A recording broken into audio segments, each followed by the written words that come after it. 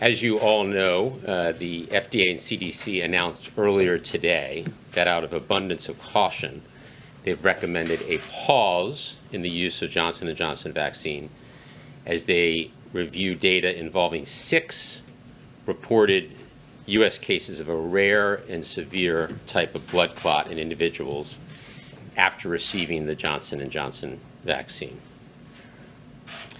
Let me start by saying that this announcement will not have a significant impact on our vaccination program.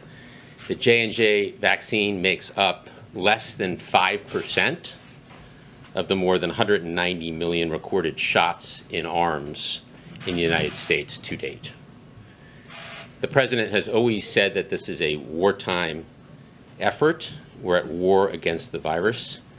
And as such, we've mobilized a wartime effort so that we're prepared for a wide range of scenarios.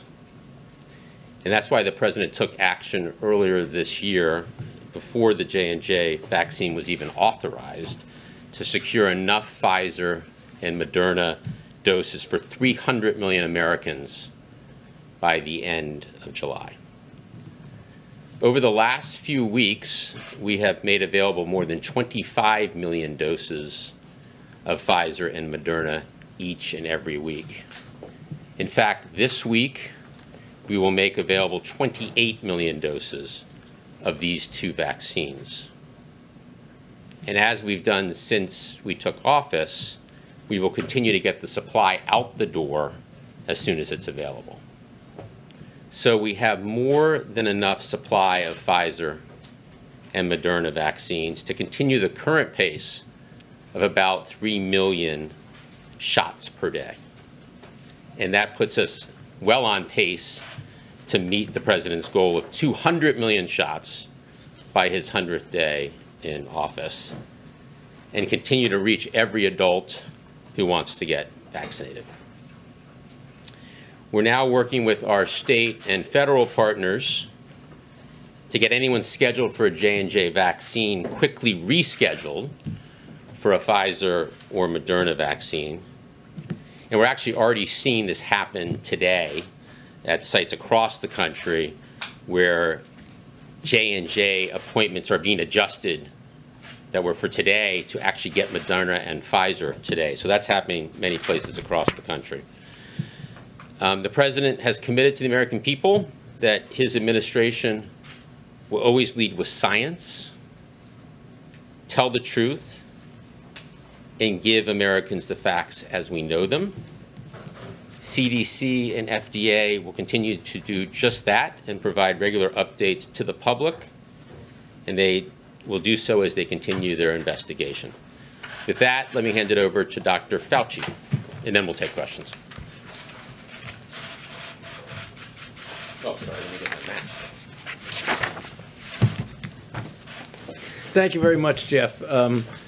Just to follow up a bit and maybe fill in a couple of points from what Jeff said and what our colleagues in the FDA and the CDC said earlier this morning at the press conference. A couple of issues come up of the importance of calling this pause, because people say, what does a pause mean? It really allows both the FDA and the CDC to further investigate these cases to try and understand some of the mechanisms of what it is, some more details about the history of the individuals who were involved that might shed some light on looking forward, what will happen and what we will do. That's the first thing. The other thing is to make physicians out there aware of this, and there are some clinical implications of that I believe are important.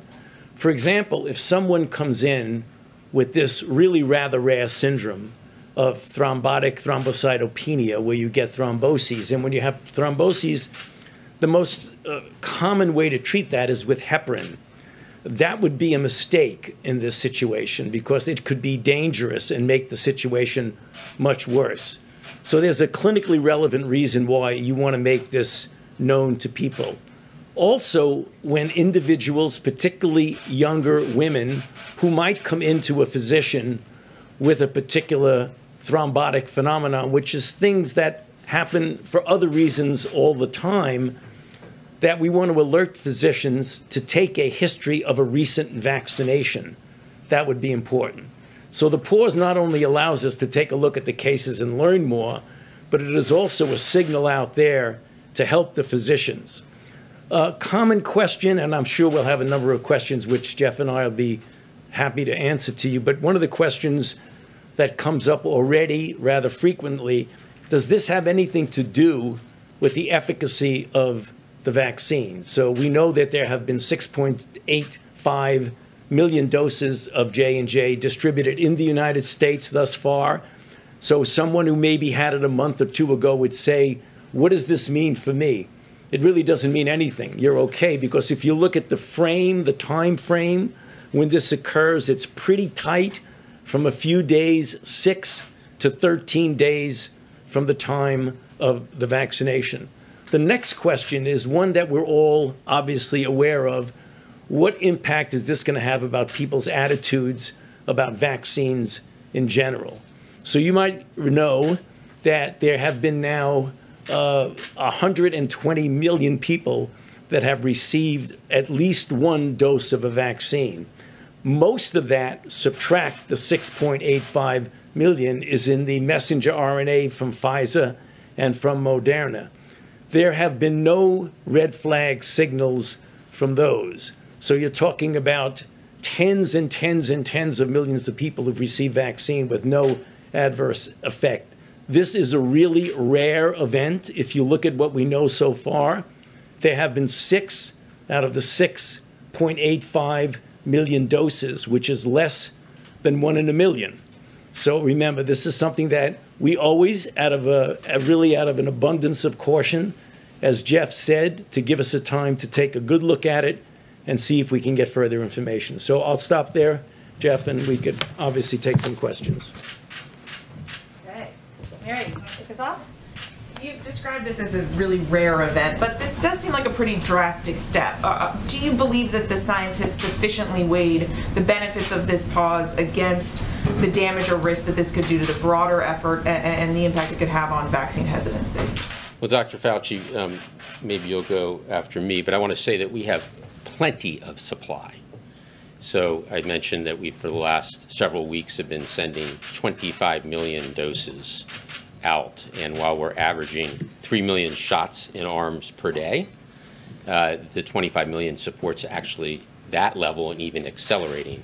And we just sent out 28 million doses today, or announced 28 million doses will be sent this week to states, tribes, territories, and through our federal channels. So we have plenty of supply to continue our vaccination program and to hit our goals. But over to Dr. Fauci. Yeah. I believe your question is, did we pull the trigger too soon on this because it was such a rare event? Well, you know, our FDA is internationally known for their capability of making sure that we have the safest products out there. And that's what I meant when I said an abundance of caution. You want to make sure that safety is the important issue here. We are totally aware that this is a very rare event. We want to get this worked out as quickly as we possibly can.